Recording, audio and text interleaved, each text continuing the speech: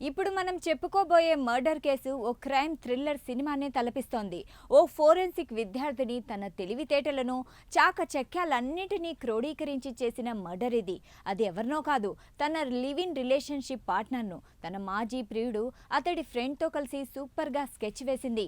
ముందు మర్డర్ చేసింది, తర్వాత దాన్ని ఓ ఫైర్ యాక్సిడెంట్గా చిత్రీకరించడానికి మొత్తం ఫ్లాట్నే తగలబెట్టి ముఖాలకు ముసుగులు వేసుకుని చల్లగా వారిద్దరితో కలిసి నెమ్మదిగా జారుకుంది.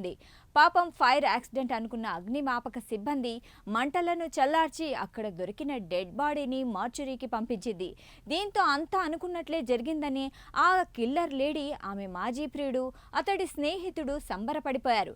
కానీ వాళ్ల ముఖాల ముసుగులు తొలగించేంత వరకు ఢిల్లీ పోలీసులకు నిద్ర పట్టలేదు. చివరికి ఆ ముగ్గురికి బేడీలు పడ్డాయి. ఇంతకీ మర్డర్ చేసి ముసుగులు కట్టుకుని వెళ్లిపోయిన ఆ ముగ్గురిని పోలీసులు ఎలా పట్టుకున్నారు? ఫైర్ యాక్సిడెంట్ అనుకున్న కేసులో ఉన్న మర్డర్ మిస్టరీని ఎలా ఛేదించారు తెలిస్తే క్రైమ్ థ్రిల్లర్ సినిమా సీన్లు మన కళ్ల ముందు కదలాడతాయి. Let's watch. సాధారణంగా ఏదైనా ప్రమాదాలు జరిగినా మర్డర్ మిస్టరీలు, అదేవిధంగా అన్ని నేరాలకు సంబంధించిన ఆధారాలను సైంటిఫిక్గా బయటపెట్టేది ఫోరెన్సిక్ డిపార్ట్మెంట్.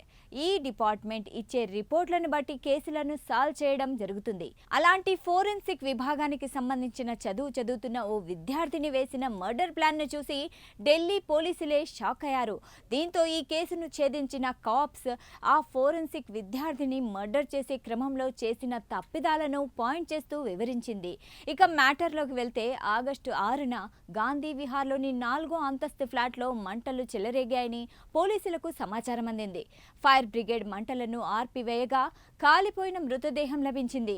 అది 32 ఏళ్ల రామ్ కేష్ మీనాగా గుర్తించారు.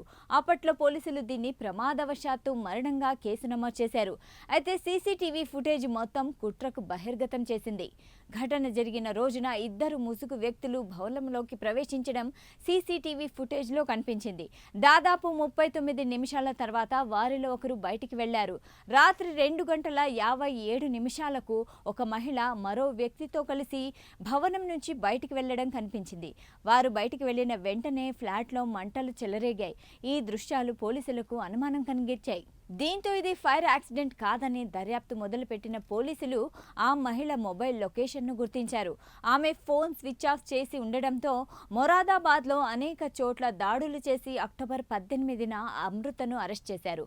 ఫోరెన్సిక్ సైన్స్ విద్యార్థిని అయిన అమృత విచారణలో బయటపెట్టిన వాస్తవాలను విని పోలీసులు ఆశ్చర్యపోయారు. కాగా అమృత తన నేరాన్ని అంగీకరించింది. సుమిత్ కశ్యప్, సందీప్ కుమార్ సహాయంతో హత్య చేసినట్లు వెల్లడించింది. అమృత ఇచ్చిన సమాచారం మేరకు సుమిత్ కశ్యప్ను అక్టోబర్ 22న, సందీప్ కుమార్ను అక్టోబర్ 23న అరెస్ట్ చేశారు. పోలీసులు సంఘటనా స్థలం నుంచి హార్డ్ డిస్క్, ఒక ట్రాలీ బ్యాగ్, బాధితుడి షర్ట్ను స్వాధీనం చేసుకున్నారు.